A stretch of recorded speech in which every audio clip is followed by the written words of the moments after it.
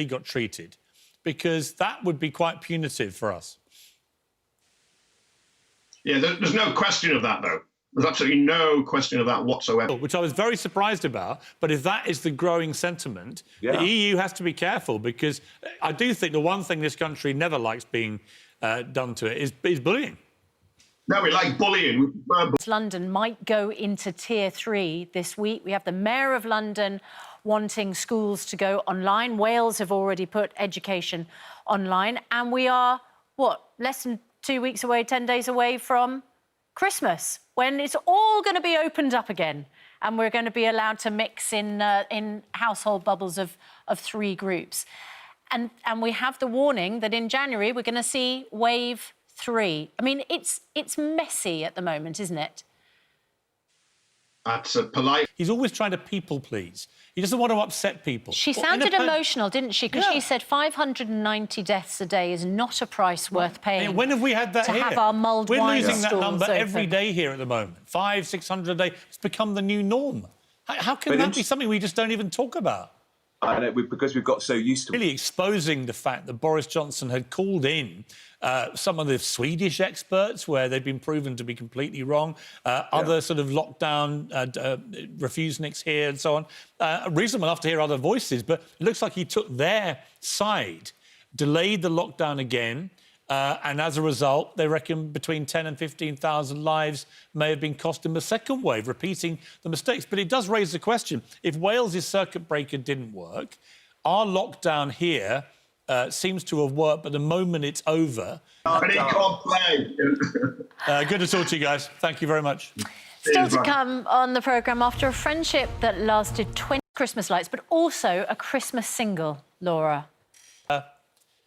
It's a bit of a sad story. Every year I get Christmas cards made by Cal Quick in Kensington, and they've gone out of business at the end of this very difficult year, like so many businesses. Those are your brilliant personalised ones. Yeah, and I knew Cal Quick in Kensington, and they've gone out of business at the end of this very difficult year, like so many businesses. Those are your brilliant personalised ones. Yeah, and I found out when I had an idea for one this year, sent them an email, and they said, really sorry.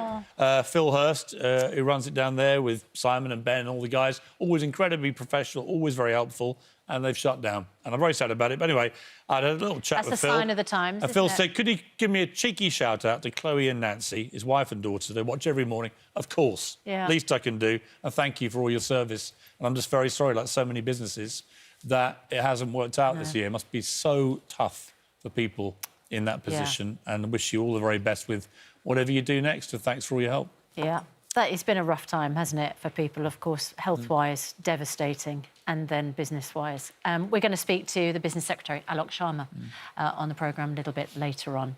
It is competition time now. Your chance to win a big prize. Here's Andy with the details.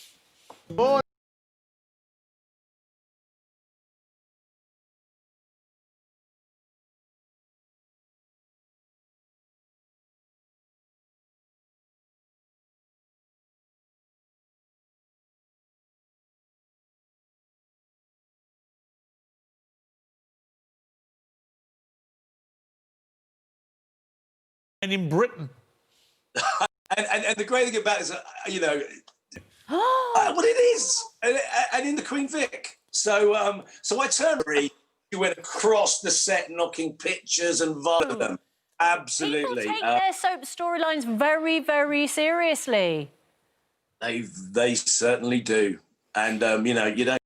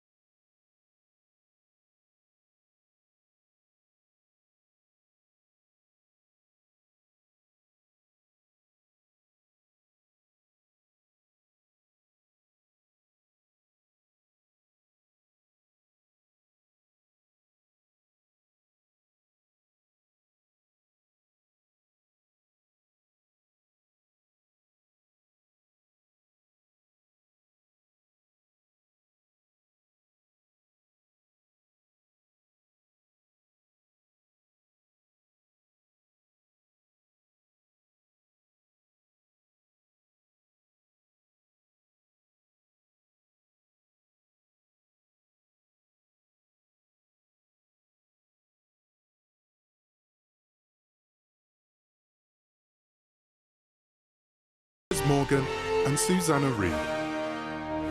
Well, good morning, Britain. It's gone 8 o'clock. Here's Charlotte Hawkins with the latest headline. Yes, and Charlotte, your main story this morning, I understand, is another Good Morning Britain star doing a Christmas song. Well, The new Shirley Temple. this is Just had everything to do with it. Just Anyway, talk let's about get on with it. The only thing more eagerly awaited than the new Shirley Temple is the fight that everybody wants to see in the world. And it's going to be between British rivals Anthony Joshua and Tyson Fury, the two heavyweight champions.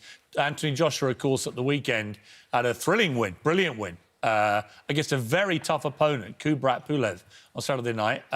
Tyson Fury wasted no time in telling Anthony Joshua he'd knock him out inside 3 rounds. Well, Tyson joins us now. Morning. Morning, champ.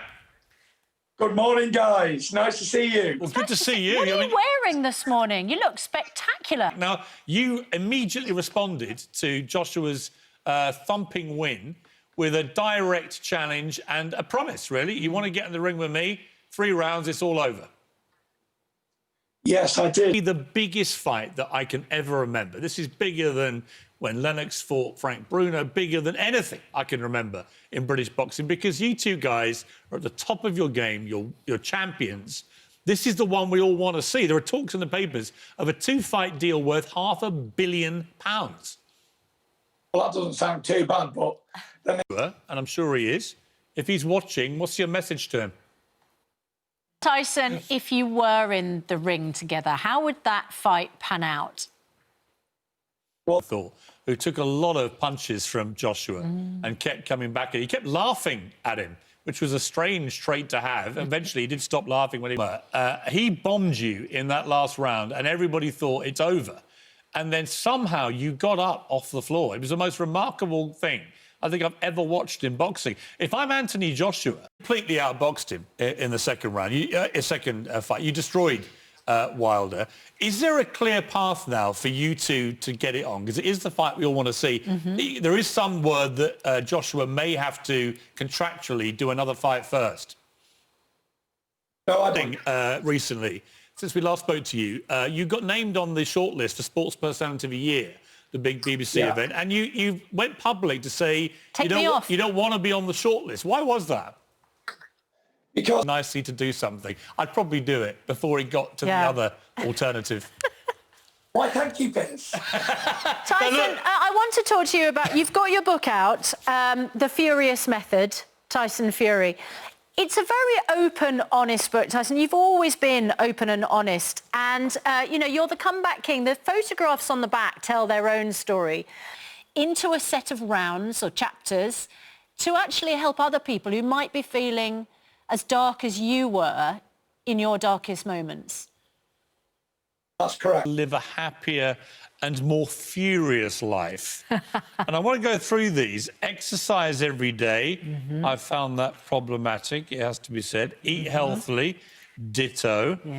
Face your fears. It's two great characters at the top of their game. Both Brits. It doesn't get bigger than this. This fight, when it happens, be the biggest thing boxing has seen for a very long time.